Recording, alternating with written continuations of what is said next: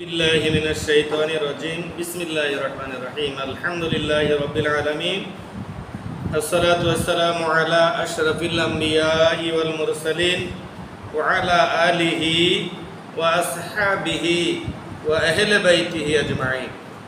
আজকে আমরা আলোচনা করব আমাদের নবী পাকের সাহাবা গণের শানে কটূক্তি করা, ওনাদের সমালোচনা করা এবং ওনাদের শান খাটো করা জায়েজ আছে কিনা। সাহাবায়ে কেরামের শান বর্ণনা করেছেন আল্লাহ নিজে। সাহাবায়ে কেরামের শান বর্ণনা করেছেন কে? আল্লাহ নিজে। তাইলে আল্লাহ যাদের শান বর্ণনা করেন তাদের শান ছোট না বড়? ছোট না বড়? কেউ যদি ওনাদেরকে খাটো করতে চায় তাইলে সে নিজেই খাটো হবে, সে নিজেই ছোট হবে, সে নিজেই আস্থা করে নিক্ষিপ্ত হবে।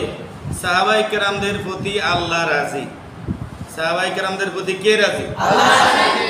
আমাদের প্রতি আল্লাহ রাজি নেই, আমরা জানি না আল্লাহ আমাদের প্রতি রাজি কিনা এটা আমরা জানি না। আল্লাহ বলেন রাদিয়াল্লাহু আনহুম ওয়া রাদু আন।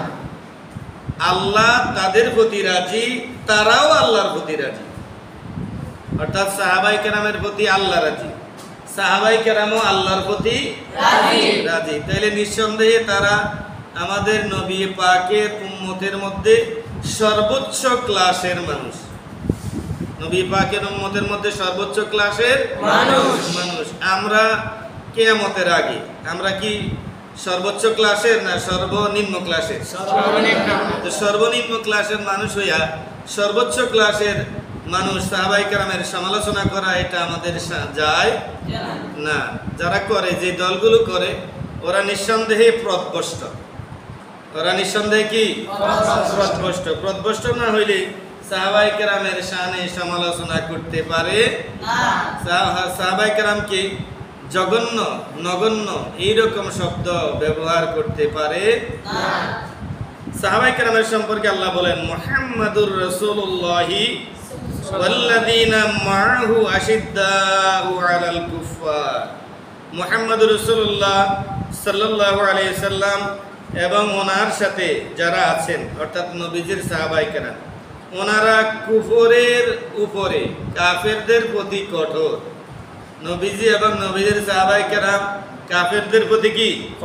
কঠোর। রুহামাউ বাইনাহুম, এবং তারা পরস্পরের প্রতি সদয়, দয়াবান। পরস্পরের প্রতি কি? দয়াবান। রুকআন সুজদান ইয়াবতাগুনা ফাদলাম মিনাল্লাহি রিদওয়ানা।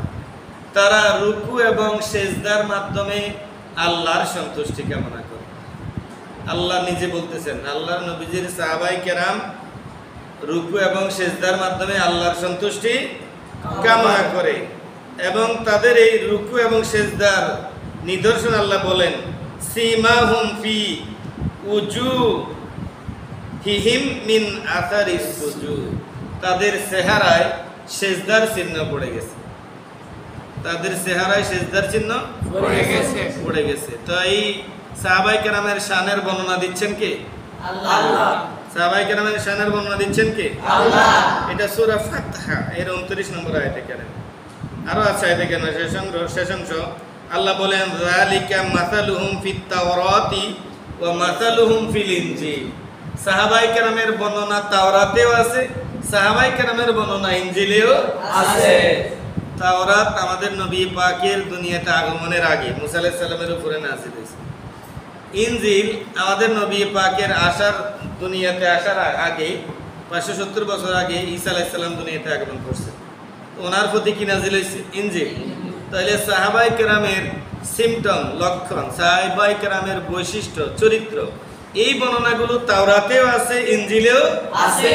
তো যাদের চারিত্রিক বৈশিষ্ট্যের কথা তাওরাতেও আছে, ইনজিলেও আছে, তাদের কি ইতিহাসের জঘন্য ব্যক্তি ছিলেন?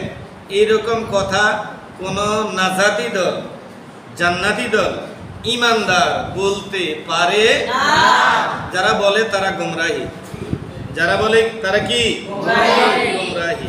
আল্লাহ সূরা মুজাদালা 22 নম্বর আয়াতে কারিমে বলেন লা তাজিদু কওমান ইউমিনুনা বিল্লাহি ওয়াল ইয়াউমিল আখির ইউআদ্দুনা মান হাদাল্লাহা ওয়া রাসূলাহু লাউ কানা আবাআহুম ওয়া আবনাআহুম ওয়া ইখওয়ানাহুম ওয়া আশিরাতাহুম উলাইকা কাতাবা ফি কুলুবিহিমুল ঈমান। আল্লাহ বলেন, হে আমার প্রিয় নবী, আপনি এমন কোন সম্প্রদায় পাবেন না, সাহাবায়ে কেরাম সম্পর্কে বলছেন, যারা আল্লাহ রসুলের দুশমনদের সাথে সম্পর্ক রাখে, যদি তারা তাদের বাবাও হয়, যদি তারা তাদের ভাই হয়, যদি তারা তাদের ছেলে মেয়ে হয়, যদি তারা তাদের আত্মীয় হয়, আত্মীয় হইলেও, বাবা হইলেও, ছেলে মেয়ে হইলেও, ভাই বোন হইলেও সাহাবায়ে কেরাম আল্লাহ রসুলের বাহিরে গিয়ে কারোর সাথে কোনো ধরনের সম্পর্ক রাখে না। তাইলে সাহাবায়ে কেরামের এই মর্যাদার বর্ণনা দিয়েছেন কে? আল্লাহ। জোরে বলি কে? আল্লাহ। আল্লাহ। আল্লাহ বলেন, উলাইকা কাতাবা ফি কুলুবিহিমুল ঈমান, আমি আল্লাহ তাদের অন্তরে ঈমান লিখে দিয়েছি। জোরে বলি সুবহানাল্লাহ। সাহাবায়ে কেরামের অন্তরে ঈমান লিখে দিয়েছেন কে? আল্লাহ। এখন সলিমউদ্দিনের ফুলা কলিমউদ্দিন যদি বলে ওনারা ইতিহাসের জঘন্য ব্যক্তি ছিলেন, নাউজুবিল্লাহ বলে, ওনারা কি ইতিহাসের জঘন্য ব্যক্তি ছিলেন? ইসলাম গ্রহণের পূর্বেও জঘন্য ব্যক্তি ছিলেন না, কারণ আল্লাহ তো জানেন ইনাদেরকেই নবীর সাহাবী হিসাবে আল্লাহ নির্ধারণ করেছেন। আর নবীজি বলেন, লা তামাসসুন নারু মুসলিমান মান রাআনি আও রাআ মান রাআনি, ওই মুসলমানকে জাহান্নামের আগুন স্পর্শ করবে না যেই মুসলমান আমি নবীকে দেখেছে। জোরে বলি সুবহানাল্লাহ। তাইলে সাহাবায়ে কেরামকে জাহান্নামের আগুন স্পর্শ করবে না। নবীজি বলেন, আও রাআ মান রাআনি, শুধু তাই নয়, সাহাবায়ে কেরামকে যে দেখেছে তাকেও জাহান্নামের আগুন স্পর্শ করবে। তাইলে সাহাবায়ে কেরামরে দেখলে জাহান্নামের আগুন কি? হারাম। সাহাবায়ে কেরামরে দেখলে জাহান্নামের আগুন কি? হারাম। আর আমাদের নবীজিকে দেখলে জাহান্নামের আগুন কি? হারাম। এখন এক ভদ্রলোক ঢাকার ফকিরাপুর এক মাদ্রাসায় চাকরি করে, আমি জানি না স্বপ্নে পড়ালেখা করছে কিনা, সে বলে নবীজিকে দেখলে জাহান্নামের আগুন হারাম না, কারণ আবু জাহেল তো নবীজিরে দেখছে। নাউজুবিল্লাহ বলে। এরা হচ্ছে টাউট টাইপের। কি টাইপের?